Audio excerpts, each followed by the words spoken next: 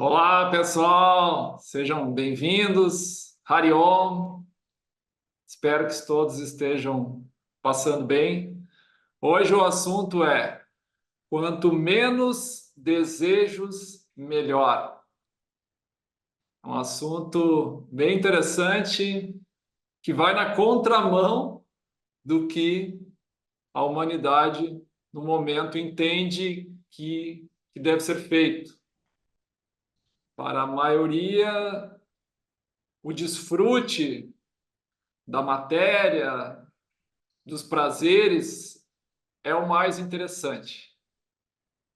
Esse desfrute exterior, porque todos buscam o desfrute.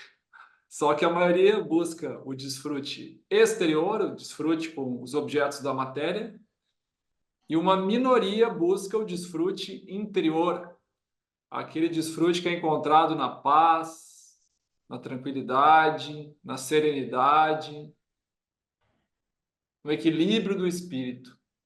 Poucos estão buscando isso. A maioria busca o externo. E o externo tem vários problemas. É por isso que uma minoria busca o contentamento, busca essas riquezas interiores, que são muito mais interessantes.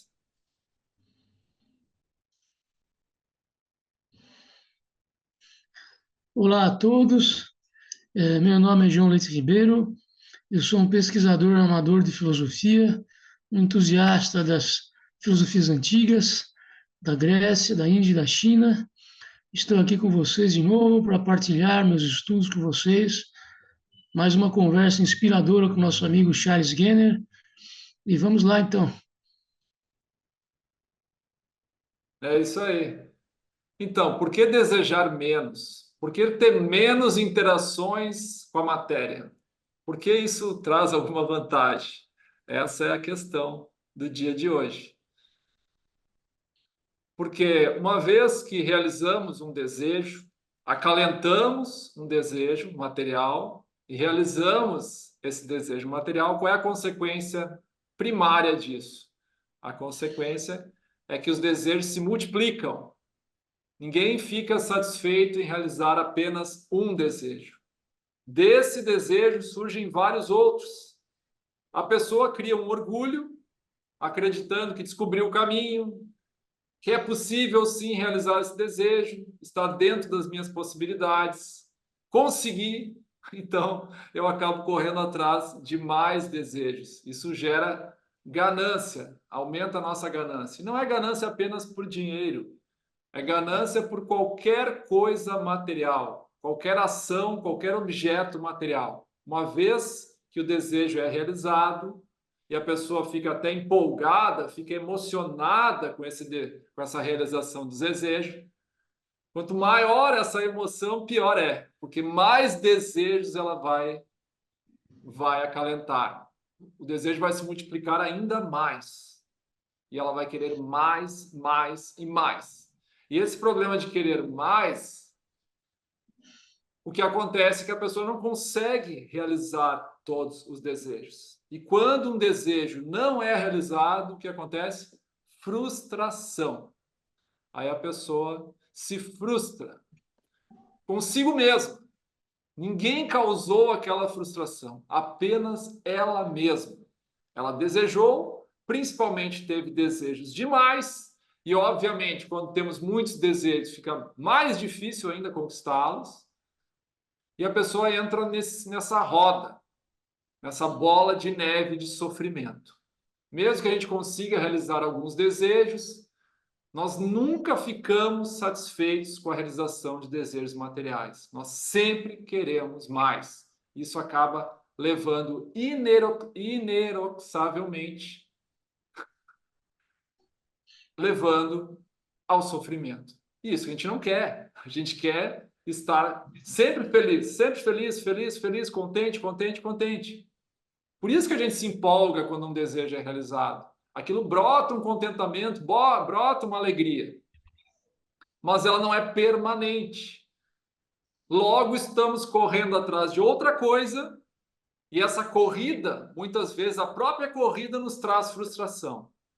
Digamos que a gente quer realizar uma viagem. Aí a gente fica sabendo que fechou o aeroporto. Aqui no Sul aconteceu isso. O principal aeroporto do Rio Grande do Sul fechou. Aí quem estava querendo uma viagem ficou mais difícil, ou foi cancelada. Os outros aeroportos não estão dando conta de suprir. Pode ser que a pessoa teve a viagem cancelada, então ela estava planejando tudo, estava programando tudo, a viagem estava toda programada. O aeroporto fechou. Ou algum familiar se adoentou e a pessoa não pode mais se ausentar. Existem inúmeras coisas que podem acontecer. A busca material, no final das contas, nunca é satisfatória.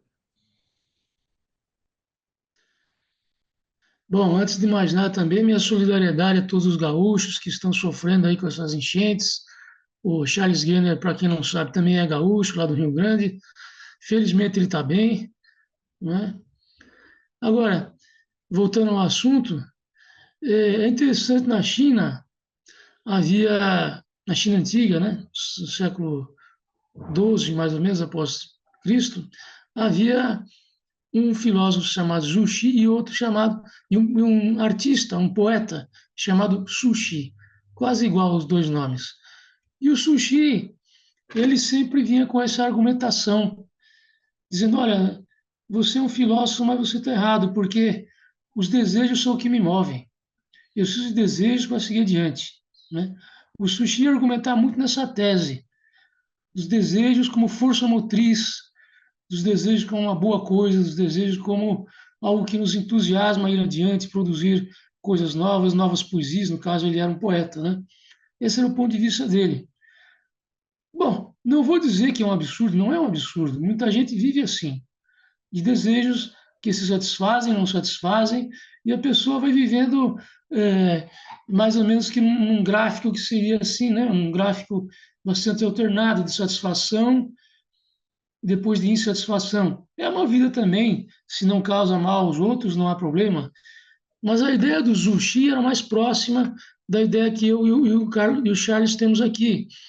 O Zuxi, ele ia acreditar uma coisa, um gráfico mais assim, com pequenas alterações, mas uma satisfação como que constante, que se às vezes nos vai embora, logo volta, logo estamos plenos de novo, logo estamos satisfeitos de novo, né? Essa satisfação que parece ausente na argumentação do Sushi, né? E é interessante porque para o Sushi realmente poucos desejos, né? O Sushi ia argumentar o seguinte: eu tenho. Ele era um filósofo muito racional, o Sushi. Então ele falava: eu tenho uma atitude racional no meu dia a dia e basicamente isso basta. Eu faço a minha meditação. A meditação dele era muito no sentido da moralidade, no sentido de ser uma pessoa honesta, correta. Ele meditava assim e ele dizia: olha, com essa meditação eu me sinto em harmonia com o cosmos, o que me dá uma felicidade constante na minha vida, né? É muito interessante esse filósofo chinês. Ao contrário do que muita gente diz, ah, mas a grande verdade, a última verdade é totalmente mística, né? Para alguns. Para Zuxi não era bem assim. A última verdade, Deus, digamos assim, era acessível mesmo a uma pessoa racional, lógica, né? Zuxi acreditava muito nisso. E o que cabe aqui na nossa conversa de hoje? Para ele, bastava esse espírito investigativo, vamos dizer assim, de entender o que se passa comigo, o que se passa com os outros, o que se passa no mundo. Eu tento somente entender. E isso é o meu desejo básico, é isso, somente entender. Então ele tinha muito poucos desejos, o Xi. E ele vivia satisfeito, vivia pleno, não naquela montanha russa, digamos assim, do poeta, do sushi, mas uma coisa mais constante, que advém da onde? Advém da nossa harmonia cósmica, advém de uma sintonia que nós podemos ter com o universo, uma possível energia que haja no universo e que é possível que a gente acesse essa energia, como querem os indianos também, né? O famoso prana, né? Essa energia do universo que nós podemos acessar. É interessante porque muita gente vai dizer, ah, mas o caminho ele é exclusivamente místico. Para algumas pessoas. Para Zuxi não era necessariamente assim. E ele traz esse interessante ponto de vista, já na China do ano 1200, por aí, que nós podemos viver, sim, com pouco mais felizes, né? Tanto que ele tinha discípulos, ele tinha uma escola de filosofia, e ele ia dizer, por exemplo, olha, vocês sempre vistam simples, vocês comam simples, né? Vocês levem uma vida simples. E esse era o ponto de vista dele, né? Esse era Zhu Xi, na China.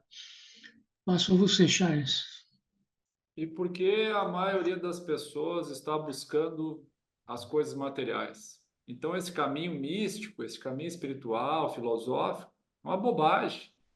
Porque a maioria está buscando material, então deve. A matéria é mais interessante do que ficar rezando, ficar meditando, ficar trancado em algum lugar fazendo isso. Qual é a graça de fazer isso? A maioria está buscando coisas materiais. Então a maioria deve estar certa. Muitos argumentam assim. Porque é muito mais fácil entender a busca material porque ela é visível. Você consegue ver que uma pessoa é rica. Você consegue ver que uma pessoa tem beleza. Você não precisa investigar mais essa pessoa para ver que ela tem posses, que ela tem beleza, que ela tem várias coisas materiais. Isso é visível. Então, numa primeira impressão, a busca material é a busca melhor, é a busca mais inteligente. É o que a gente consegue ver. A busca interior, a busca mística, ela não é visível. Como é que você vai olhando para uma pessoa, assim, olhando para uma foto de uma pessoa, rapidamente você vai reconhecer que essa pessoa tem um estado mental, tem uma calma incrível. Essa pessoa é muito calma, essa pessoa é muito serena, muito pacífica, muito equânime. Como é que a gente vai enxergar isso? Olhando só para a pessoa rapidamente, olhando para a foto. Nem sempre a gente vê isso. Então, o caminho interior, o caminho místico, ele não é muito atraente aos olhos, pelo menos no primeiro momento. Não é atraente, então, o que é atraente é o que é visível, o que é material. Por isso que a maioria busca. E poucas pessoas por aí têm experiências místicas, têm uma serenidade, uma paz mental para inspirar outras pessoas a buscar esse caminho. Porque esse caminho, ele depende muito do exemplo. Se nós temos um líder espiritual que além de falar, ele exemplifica, ele passa uma paz muito grande, uma serenidade, uma equanimidade. Acontecem calamidades na vida dele, ele não se altera. Ele suporta tudo com equanimidade, com serenidade, ele sempre sabe a melhor coisa a fazer. Ele não fica com medo, ou fica com pouco medo, não aparenta, ele não fica raivoso, nervoso, agitado, não. Ele encara tudo com serenidade. Nós temos poucos líderes assim para inspirar outras pessoas a seguir esse caminho. Porque se nós tivéssemos muitos líderes assim, as pessoas iam conseguir enxergar, pô, olha essa pessoa aí. Ele é extremamente calmo, equânime. Ele tem poucas posses e mesmo assim está mais contente do que a maioria que tem muito mais que ele. Então, o que que ele está fazendo? Eu quero saber o que ele está fazendo, quero seguir o que ele está fazendo. Infelizmente, no mundo de hoje, nós temos poucas pessoas assim para inspirar os outros. Então, fica difícil a gente acreditar que esse caminho é interessante. Porque esse caminho não é teórico. Não é a gente vir aqui, falar palavras bonitas, falar coisas interessantes e sair daqui e ter uma vida totalmente desequilibrada. Uma vida correndo atrás de posses, correndo atrás de prazeres, com perda de equilíbrio mental. Não adianta, isso não adianta. Não adianta vir só para o palco, aqui só para o vídeo e falar coisas lindas. A questão da filosofia, do caminho espiritual, não é oratória, não é teoria, é prática. E a prática, a gente muitas vezes vai aprender que isso funciona, que isso é bom, quando nós mesmos praticarmos. Porque, como eu disse, como não tem muitos líderes, não tem como a gente se inspirar, claro que tem alguns líderes, mas não tem muitos, e não tem esses líderes com um grau bem avançado de serenidade.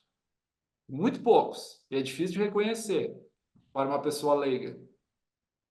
Então, se a gente praticar as disciplinas espirituais, místicas, filosóficas, a gente vai encontrar na nossa vida essa serenidade, essa calma, esse contentamento, momentos mágicos, coincidências.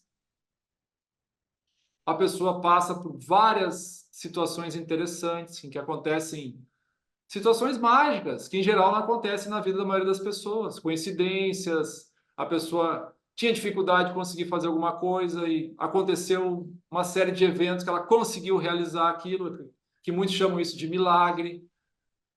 Mas essas situações estão ao nosso alcance, desde que a gente consiga dominar os nossos sentidos e a nossa mente, ou pelo menos ter um grau de domínio maior. Na medida em que a gente vai dominando os sentidos e a mente, esses momentos que são chamados de milagres para uma pessoa comum começam a acontecer com mais frequência. É uma decorrência do controle mental, simplesmente isso. A mente controlada, ela gera esse tipo de situação. Não é milagre para uma mente controlada. É milagre para uma mente descontrolada. Sim. Hoje nós vivemos muito uma certa ditadura do processo sedutório, né? Isso é muito a cultura dos Estados Unidos, talvez especificamente em matéria de Nova York, nos Estados Unidos, onde o processo sedutório é muito importante, né? Então, isso aconteceu muito na minha vida, né? Eu gosto de lógica, né? Eu sou um estudante de lógica e não cai bem, né? Porque não é sedutor, não é sexy, né? Você gostar de lógica. Então você tem muito isso, essa cultura da sedução, dos cosméticos, da imagem que você passa, né? É uma certa obsessão com a imagem, né? Já dizia, por exemplo, aquele filósofo esloveno, o Zizek. O Zizek fala o seguinte: nós estamos sempre querendo projetar uma imagem. Ainda quando não queremos projetar que não queremos imagem nenhuma, estamos projetando que nós não queremos imagem nenhuma, né? Essa é a tese do Zizek. É uma tese pobre, porque sim, nós nos preocupamos com a nossa imagem, todos os seres humanos se preocupam com sua imagem. Isso é verdade. Isso está sempre presente em nossas vidas. Porém, é isso o número um da vida? É isso a nossa preocupação básica? É assim que você vive? Só para a tua imagem? Só para parecer sexy? Isso é uma vida muito pobre. O Zizek que me desculpe, mas eu não concordo com ele. Nós vivemos para coisas maiores, nós vivemos para uma harmonia cósmica, nós vivemos para uma vida de solidariedade nesse planeta, uma vida onde vamos priorizar as nossas amizades e não a competição, não sermos isso ou aquilo, mostrarmos que somos isso ou aquilo, né? Então, esse processo sedutório que torna-se uma obsessão de nosso tempo, ele é uma bobagem.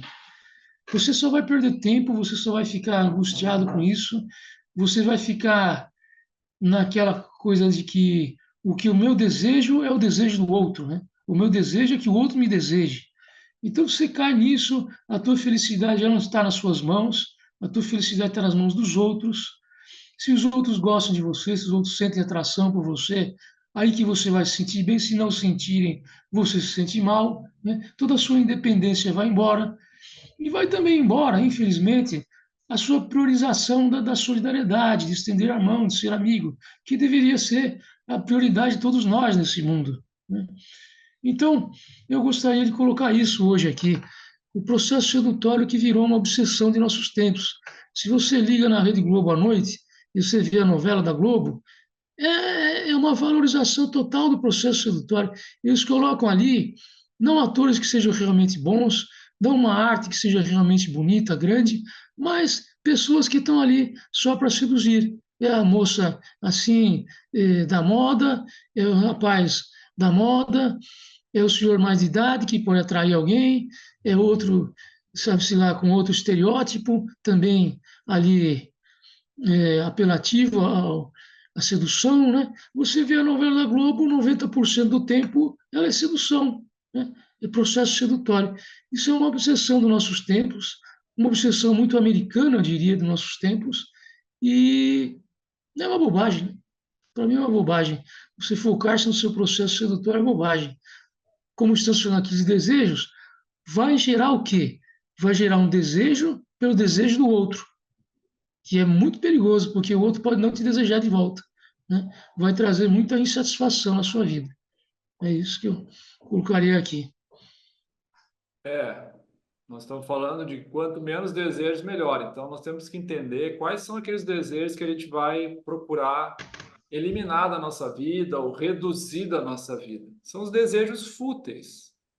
São aqueles desejos que não são essenciais para que a gente consiga essa busca interior, essa paz mental, essa equanimidade, esse equilíbrio mental, que é muito valorizado, não pela maioria, porque a maioria não teve essa experiência, não parou para refletir como é bom o equilíbrio mental, a serenidade, como é bom isso, como é bom viver assim. Mas a pessoa acaba tendo uma vida tão agitada, tão perturbada, que ela não para refletir, para observar isso. Os momentos de serenidade são tão poucos que ela não valoriza.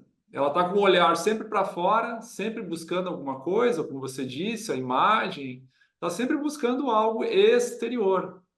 E não olha para o seu interior, para ver como é que está o seu interior. As pessoas não gostam de silêncio, de uma maneira geral. Por quê?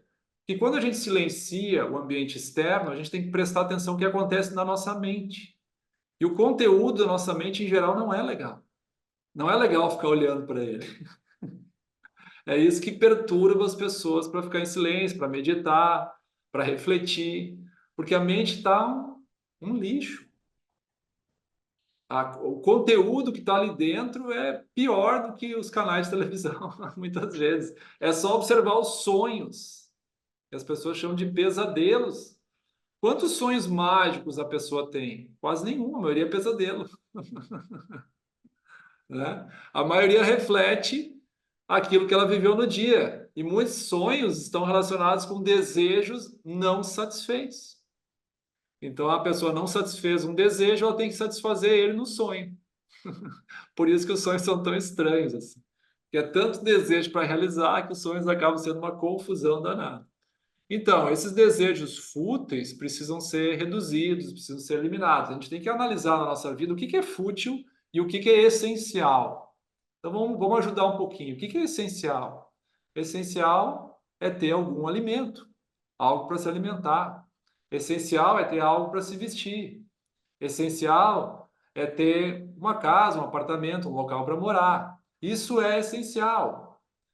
E esses objetos essenciais, nas condições básicas, não precisa ser nada sofisticado, porque o objeto vai cumprir apenas a sua função. Não precisa cumprir a função com grau de excelência nota 10. Se ele cumprir ali com grau nota 6, nota 7, tá bom. Não preciso chegar no 10 nessas questões externas. Não preciso perder meu tempo para comprar um objeto que custa 5 vezes o preço de um outro objeto, que já faria o trabalho, já faria o serviço num bom nível. Não preciso correr atrás de um objeto que custa 5 vezes mais. Essa minha corrida atrás desse objeto vai me tomar tempo. E tempo é importante para a busca interior. Por isso muitas pessoas dizem: ah, mas eu não tenho tempo para meditar, eu não tenho tempo para refletir, eu não tenho tempo para ficar em silêncio. Por quê? Porque a pessoa tem muitos desejos externos. E como esses desejos são muito sofisticados, a pessoa tem que estar correndo atrás disso. Tem que trabalhar, tem que ganhar bastante dinheiro para manter esse padrão de desejos que ela tem. Então, quanto mais desejo eu tenho, mais eu tenho que trabalhar, mais eu tenho que me envolver na matéria. E quanto menos desejo, quanto mais simples for a minha vida, mais tempo me sobra para a busca interior, para orar, para meditar, para ler, para refletir, para entoar mantras e realizar uma série de práticas, de disciplinas espirituais que existem para que essa calma, essa serenidade, essa equanimidade seja conquistada. Mas se a minha busca material, ela é por um monte de coisas fúteis, coisas que eu poderia dispensar, aí eu perco meu tempo. E nós temos fases na vida, tem algumas fases da nossa vida que não é mais para busca exterior. A fase dos 50 anos em diante, 60 anos em diante, é uma fase de busca interior. Você já passou 50 anos buscando o exterior. Agora é a hora do interior. Porque você vai ficar uma pessoa desequilibrada, perturbada para o resto da vida, com a mente totalmente perturbada para o resto da vida. Essa busca, na verdade, não é só para pessoas nessa idade, ela deveria começar desde a infância.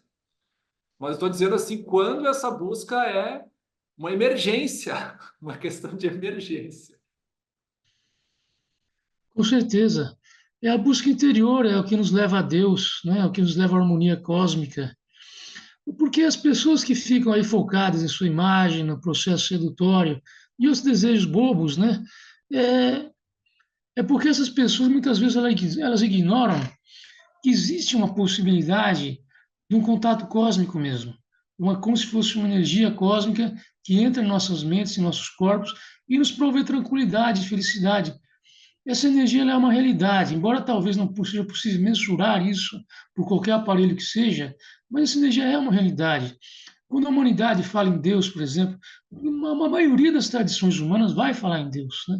Não é que estão falando à toa, não é uma projeção de nosso Pai, não é o ópio do povo. Não, quando as pessoas estão falando em Deus, estão falando uma coisa que realmente é palpável, uma coisa que realmente vem em nossas vidas e que nos provê essa tranquilidade, que nos provê essa nossa inclinação pela amizade, pela solidariedade. Né? Então, isso existe de fato. Né? Então, a gente fala dos prazeres dos nossos desejos aqui nesse planeta mundanos. Os antigos históricos classificaram muito bem esse assunto. Os antigos históricos criaram o termo preferível. O preferível é o seguinte: são coisas que são boas, mas que não são essenciais. Né?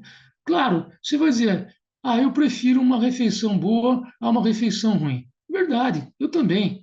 Eu prefiro um lugar bom para viver do que um lugar frio, úmido. É verdade.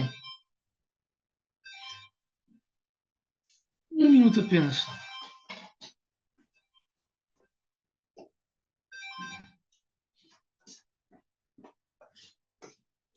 Desculpe, Charles, já estou de volta. É, é, então, esse desejo, são os preferíveis, eles são uma realidade. Porque sim, eu prefiro um quarto seco a um quarto úmido. Eu prefiro um cobertor ao frio. Eu prefiro um bom almoço a passar fome, claro. Mas o que, que são isso? São preferíveis na visão dos estoicos. Né? Preferíveis por quê? Porque são bons, não são essenciais. É isso que os estoicos dividiam. As coisas essenciais e as coisas não essenciais da vida. E o essencial qual é? O essencial estoico era o seu senso de justiça, era o seu senso de estender a mão, de ser solidário, de ser amigo. Isso é o essencial. Né? O restante são preferíveis. Então, aí uma vez mais, nós vemos aí confirmadas essas nossas ideias, né, Charles? De que a gente deve se concentrar na justiça, na amizade, em Deus, no cosmos, que são ideias mais grandiosas que vão nos prover uma tranquilidade, uma felicidade, uma amizade na vida. É isso aí. É que a rotina, o dia a dia das pessoas em geral, não se tem experiências místicas, experiências espirituais, para se avaliar como é interessante viver essa experiência. As únicas experiências que nos acontecem no dia a dia são experiências materiais. Ganhar alguma coisa, desfrutar de algum momento. Geralmente é isso que nos traz felicidade no dia a dia. A gente não tem essas experiências místicas, porque a gente não busca isso. Como é que a gente vai ter uma experiência mística se a gente não está buscando isso? Se a gente não está fazendo nada para obter isso? A gente está fazendo muita coisa para obter objetos, para obter experiências materiais. Muita coisa a gente está fazendo para isso. Mas o que a gente está fazendo para obter alguma experiência mística? E quando a gente tem alguma experiência mística, não que o caminho espiritual seja para obter isso, para que fique bem claro, a gente não está se aprofundando aqui no verdadeiro objetivo desse caminho. Mas as experiências místicas nos servem para sinalizar, apenas sinalizar, que o caminho místico é interessante. Que eu também posso ter prazeres aqui, não que esse seja o objetivo final. Que a consumação final é moksha, ou libertação, iluminação. Essa é a consumação final. E não é nenhuma experiência, nenhum céu, nenhuma vida após a morte. A consumação final pode ser obtida aqui nessa vida, durante a vida. Essa é a busca do aspirante espiritual, do buscador místico. Ele está buscando essa experiência de iluminação durante a vida, que é uma experiência transcendental. Mas nós não vamos se aprofundar aqui. Mas as experiências místicas servem para sinalizar que o caminho ele é interessante, o caminho está indo pelo caminho certo, vamos dizer assim, ó, estou tendo essas experiências porque estou fazendo alguma coisa certa nesse caminho e a experiência deve ser, na medida do possível, deixada de lado e a pessoa focar nas disciplinas, no comportamento que leva a ela a obter a consumação final. E quando a pessoa fica focada em coisas exteriores, e principalmente depois de uma certa idade, né, fazendo as mesmas buscas de sempre, né, como você falou, de questão de libido, de imagem. Pô, essa busca ela é útil, assim, em uma certa fase da nossa vida, uma fase que nós vamos formar uma família, vamos formar vamos ter filhos. Esses comportamentos são úteis. Mas a pessoa ficar repetindo esse ciclo 2, 3, 4, 5 vezes, parece que a pessoa está perdida nesse jogo material, nessa ilusão material. E o mundo material ele é ilusório, ele é uma projeção. Ele é uma projeção da mente. O Sim, mundo como um todo é uma projeção da mente cósmica. E o nosso mundo é uma projeção da nossa própria mente, dos nossos próprios pensamentos e desejos. Então, ele é uma ilusão, e por que eu vou ficar enredado nessa ilusão se eu tenho coisa melhor para fazer? Como disse antes, essa busca exterior ela é tão comum nos dias de hoje, porque temos muitos exemplos para seguir, quase todo mundo está fazendo isso. Então, é muito fácil seguir um caminho que quase todo mundo está fazendo. Difícil é fazer algo que quase ninguém está fazendo. É nadar contra a maré. Mas não é porque poucos estão fazendo que isso seja ruim, que seja o pior caminho. Não, simplesmente porque as pessoas nem conhecem, a maioria eu acho que nem conhece com profundidade que existe esse caminho. Acham que religião é uma coisa de ir na igreja, caminho espiritual, você vai na igreja, você lê a Bíblia, você faz esse tipo de coisa, a pessoa não tem afinidade com isso, então ela não gosta de ler, não gosta de ir lá na igreja, então ela não vai. Ela desiste do caminho espiritual. Mas o caminho espiritual, a igreja sim faz parte, a leitura da Bíblia faz parte, mas existem várias outras disciplinas que podem ser realizadas.